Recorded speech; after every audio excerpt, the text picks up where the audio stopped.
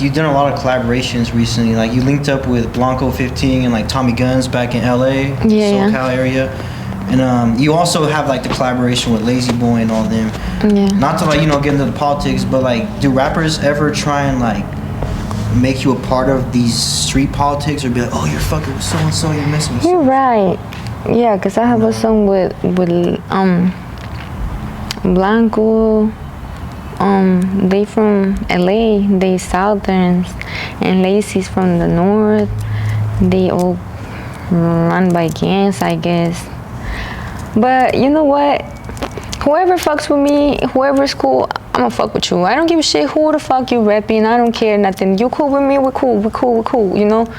Anybody fucks with me, I fuck with you. I don't care where you from, who you are. I don't give a shit. Right or wrong? Nah, that's 100. That's a fact. I'm a female. I don't give a fuck if you're beefing about gangs. I don't give a fuck about that. I'm not into that.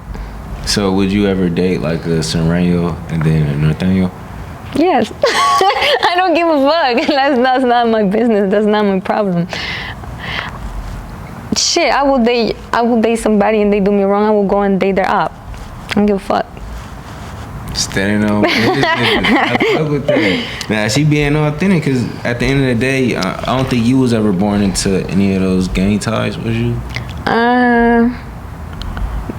But I guess that's what I like, because ever since I was younger, like, I'm always dating, like, gangbangers. I don't know why. But your family wasn't full of gangbangers? My family? Mm-hmm. Not really, but I come from the ghetto. Like, I grew up, since I was born to, like, 7 years old, and nobody knows this, only, like, my closest people. I grew up in the trap house, when they was selling dope, and my house was selling dope. Like my house was the trap house. I would see them come cop some drugs and leave. Like my family would tell me, that was like my adopted family, because my mom left me, you know. So my mom really left me in a trap house. Can you believe that?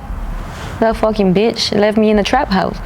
But you know, this family, I'm so happy she left me there, because this family gave me so much love, and they love me so much. Even it was a bad environment for a kid, they would have killed for me. They never let nothing happen to me. They was so good to me.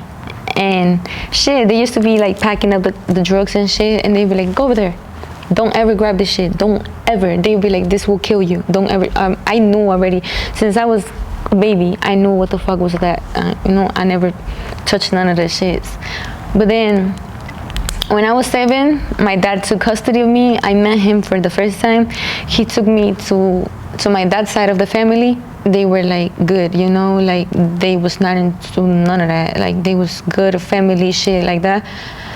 And they didn't know what the fuck I've been through. Like I was already a rotten kid since I was born. But yeah, I guess that influenced a lot in my life, because my first 7 years, I lived crazy ass shit that kids is not supposed to see and live. Like, you know, my mom left me with Mama Marta, and she was like my nanny in the beginning. And she was already old, you know, her kids was already grown. She had like 10 kids. And she just left me with my nanny, and she just left the country. And she was just too old to take care of a kid. Once you get to her age, you cannot be watching kids, because it's like she was like my grandma at that point, but I will call her my mom. But she will not take care of me. Like she will love me and everything, she will kill for me and everything, but she was not doing what a mom's supposed to do. Like one of her sons, he was gay, and then he transitioned into a transgender. So every night I will see her son getting ready, doing makeup, and like imagine like somebody getting ready to the nightclub, right? And she would be like, I'm going to work, and then she will leave. And I loved her so much, you know. I loved all her family. They were so nice to me. And she will come in the morning, and I always wonder, like, where is her job? What do you do? I'll be like, can you take me to work with you?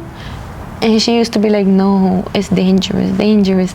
Now that I grew up, I thought about that, and I didn't know, like, you know, she was like a transgender. Like, you know what she was doing? She was selling ass. I grew up in a bad environment. Her son was selling drugs, in and out of jail.